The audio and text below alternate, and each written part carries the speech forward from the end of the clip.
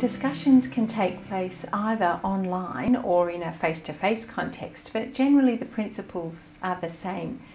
I guess I think about discussions as being an opportunity for students to demonstrate their learning and how much they have engaged with the content that's been covered in the unit, but also to demonstrate their participation and their involvement in that learning community. The students can present their ideas and they can also comment on each other's so that together we build more of an understanding and a much richer appreciation of what's happening in that particular module.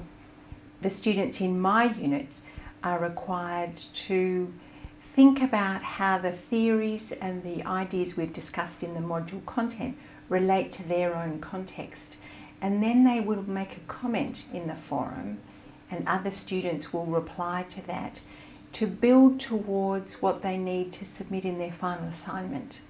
So that's where the forums can be a really good opportunity to link with references, for instance, and to try and demonstrate the depth of understanding.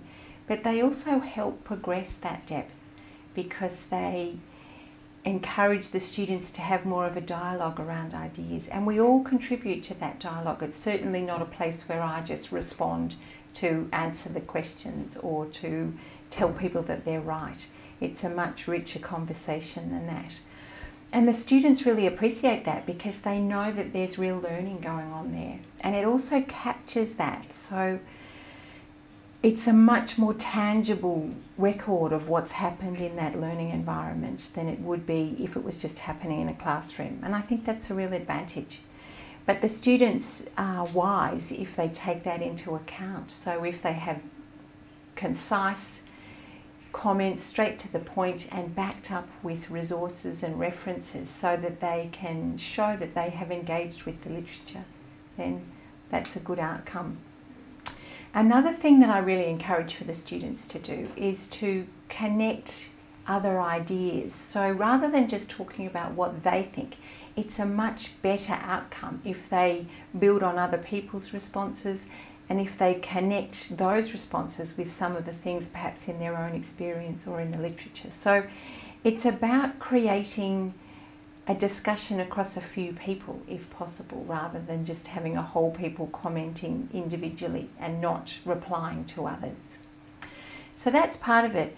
I guess it's important to think about those basic rules of netiquette. So you do need to be concise and you need to be constructive in your comments. So if we have a look at some of the examples from my unit, you can see that people will be saying, yes, your context is similar to my context. And I found that when I read some of this literature, some of those same issues came up. So perhaps that's a way to think about it, more of a conversation that's captured online. So that we talk about that as critical analysis, where there's an analysis using some of the theories and the references that are used in the module, but also relating back to the experiences of the students. And that's an important part of our units.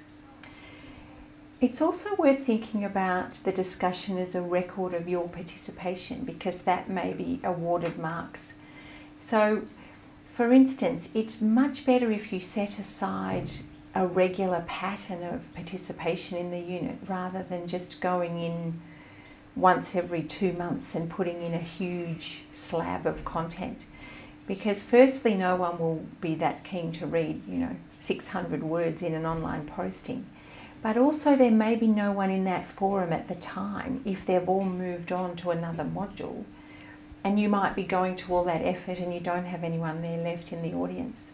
So it's important to keep up with what's happening. In my unit, every module has a topic in the discussion forum. So every 2 weeks we basically move on to a new topic, and there will still be some people commenting in the previous one, but it's much richer if people keep up in a more sort of routine fashion. So I'd be thinking about that too, trying to schedule in your participation.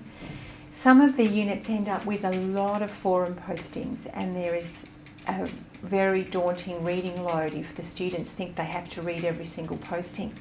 But in fact, what I recommend is that they again look at a routine of, for instance, a half an hour 2 or 3 times a week and limit themselves to just using that time to respond to the postings.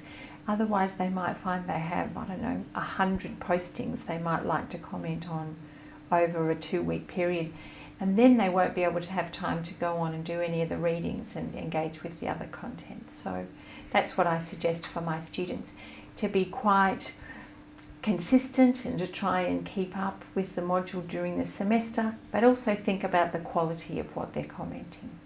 Well, I see online discussions as really having that potential to capture some of that learning and to provide a record of what's happened in the discussion. But it's more than just an opportunity for participation, I think. There's a real chance for building learning as part of a community, which is a great asset.